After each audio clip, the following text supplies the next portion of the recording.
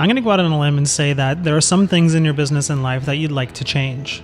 Maybe you want to start eating healthier, exercising, or figure out a way to manage your inbox.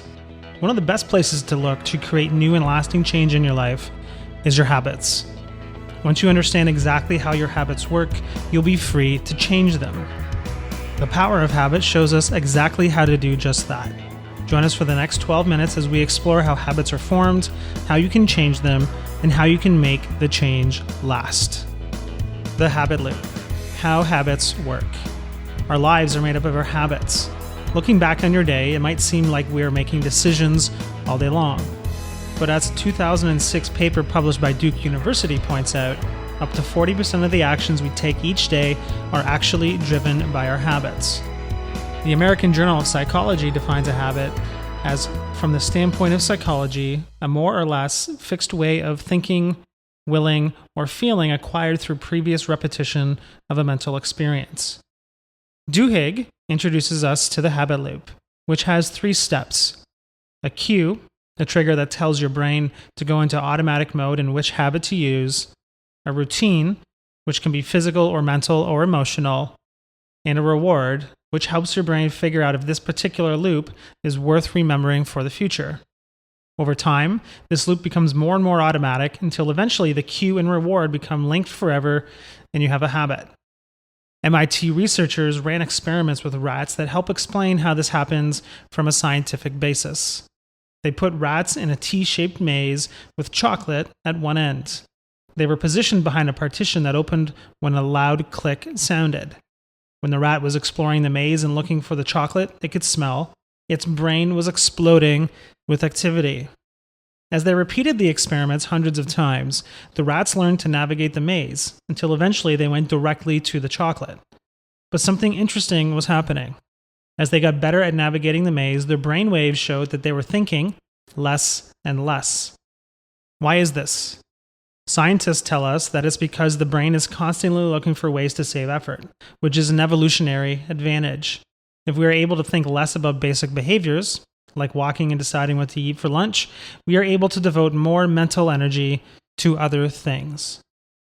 The craving brain, how to create new habits. Now that we know how habits work, it's time to start exploring why cues and rewards work so well to generate behaviors.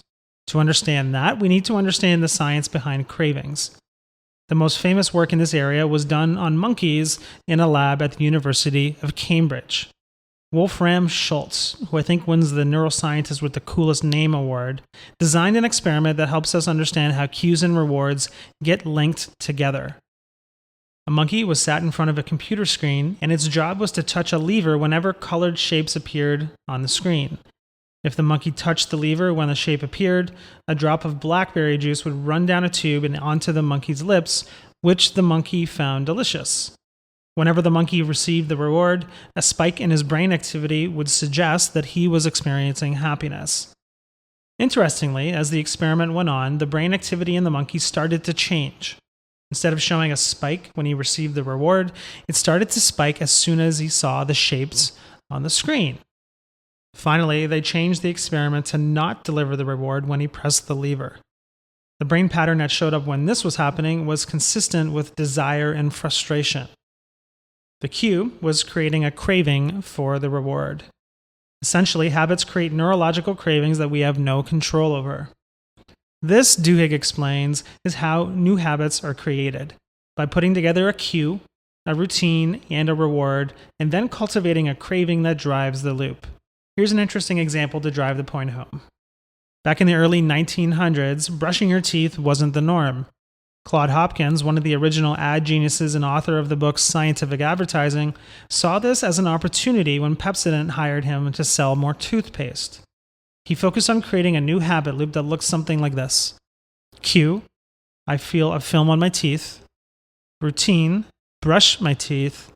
Reward, a beautiful, sparkling smile. After running a campaign that focused on this habit loop, sales of Pepsodent went through the roof. Before Pepsodent, less than 7% of Americans brushed their teeth. In the 10 years following the Pepsodent campaign launch, that number climbed to 65%. However, Hopkins wasn't aware of one important thing. Toothpaste manufacturers had been trying this tactic for years without success. The thing that made Pepsodent so successful was that it included mint oil and citric acid, which gave teeth a tingling feeling after using it. The habit loop that Hopkins had helped create included a craving for tingling teeth, and that customers started craving that feeling, and so they kept buying Pepsodent. Fascinating. The golden rule of habit change. Why transformation occurs. Now that we have a full understanding of how habits work and how they form, it's time to move on to how to change bad habits into good ones. As Duhigg points out, changing old habits is incredibly hard. That's why we need to rely on the habit loop that is already there to change it. Quite simply, the formula for creating a new habit is to keep the old cue and deliver the old reward, but to insert a new routine into the loop. First, we need to identify the cues that trigger our old habits. Then we need to identify the rewards that we get after the routine. Here's how Nathan Azrin, an expert in habit reversal training, puts it. It seems ridiculously simple, but once you're aware of how your habit works, once you recognize the cues and rewards, you're halfway to changing it. As it turns out, this is exactly what Alcoholics Anonymous does for alcoholics. As Ulf Mueller, a German neurologist who has studied brain activity among alcoholics, points out, people use alcohol for many reasons.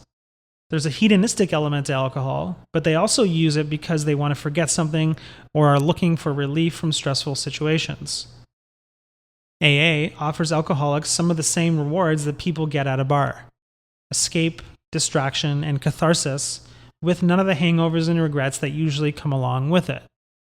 By getting people to commit to come to meetings 90 times in their first 90 days in AA, they are forcing them to create a new routine for what people do each night instead of drinking. The cues and the rewards are the same. It's the routine that changes. AA provides a method for attacking the habits that surround alcohol use and is basically a giant machine for changing habit loops. Keystone habits. Which habits matter most? Now that we know exactly how habits work and how they eventually turn into cravings, it's time to explore the idea that some habits matter more than others. Duhigg calls these keystone habits. They are the ones that, when they are created, have a domino effect on the rest of your life and naturally create other good habits. For instance, people who create the habit of exercising start eating better and become more productive at work. They smoke less and are more patient with the people in their lives.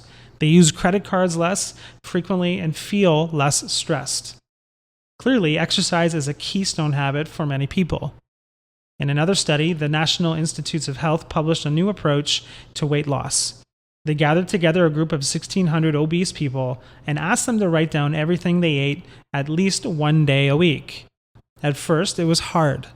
Eventually, it became a habit for them, and they started looking at their journals and seeing patterns they hadn't expected. Some people noticed that they snacked mindlessly mid-morning and so started to keep a piece of fruit on their desk. Other people started to plan their dinners in the journal and ate more healthy options when dinner time rolled around.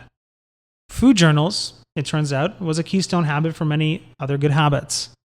6 months into the study, the people who kept daily food records had lost twice as much weight as everyone else.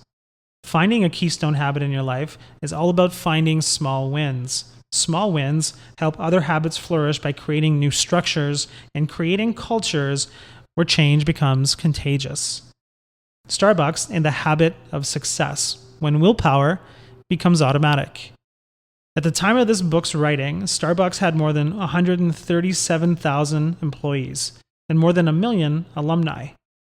In one sense, it is one of the nation's largest educators. Its first-year employees spend at least 50 hours in Starbucks classrooms. At the core of that education is an extreme focus on a critical habit: willpower. Willpower is the ability to delay short-term rewards to reach long-term goals. Many studies have shown that students who have high levels of willpower go on to get better grades, better jobs, and make more money. For a while, scientists and researchers believed that willpower was a skill that could be learned. However, as time progressed, it became to be viewed more like a resource. Willpower, as it turns out, is a habit you can create. As psychology professor Mark Moravan puts it, there's been more than 200 studies on this idea since then, and they've all found the same thing. Willpower isn't just a skill, it's a muscle, like the muscles in your arms or legs, and it gets tired as it works harder, so there's less power left over for other things. Starbucks understands that willpower is an important habit to cultivate in their employees, who could easily let stress overwhelm their ability to provide the customer service their customers have come to expect. They knew their baristas would be most likely to fail at providing spectacular customer service at times when their willpower was weak. So they spelled out routines for their employees to use when they hit rough patches. In particular, they were taught how to respond to specific cues, like a screaming customer or when there was a long line at the cash register. Then, they were taught to look for specific rewards in each instance, like a grateful customer or praise from a manager.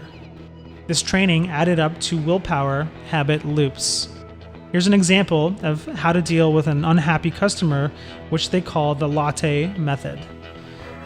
Listen to the customer, acknowledge the complaint, take action by solving the problem, thank the customer, and explain why the problem occurred. Create your own willpower habit loops by choosing a behavior ahead of time and then following that routine when that situation comes up. So in conclusion, habits are powerful. They can be a force for good in your life if you understand them and know exactly what to do in order to create new ones and turn bad ones into good ones. Happy habit hunting.